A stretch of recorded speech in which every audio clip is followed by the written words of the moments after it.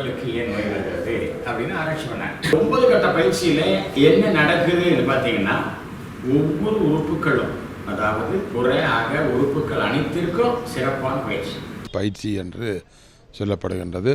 இந்த பயிற்சியை வேதாத்ரி மகரிஷி அவர்கள் 40 கால ஆண்டு ஆராய்ச்சியின் பிறகு உலகத்திலே உள்ள மக்கள் உடல் நலத்தோடும் மனவளத்தோடும் வாழ்க்கை நடத்துவதற்காக அவரால் ஏற்படுத்தப்பட்ட ஒரு பயிற்சி. இந்த பயிற்சியிலே 2 பகுதிகள் உள்ளன.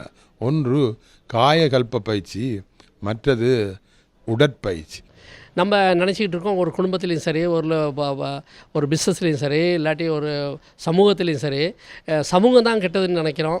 இல்லை எங்கள் ஃபேக்ட்ரியில் வேலை செய்கிறவங்க எல்லாரும் கெட்டவன் நினைக்கிறோம், வீட்டில் இருக்கவங்க எல்லாரும் மோசம்னு நினைக்கிறோம். இதான் நம்ம வாழ்க்கை எப்போயுமே நினைக்கிறது. ஆனால் மொத்தத்தில் நீங்கள் சுற்றி பார்த்தீங்கன்னா நம்ம தான் மோசமானவன்.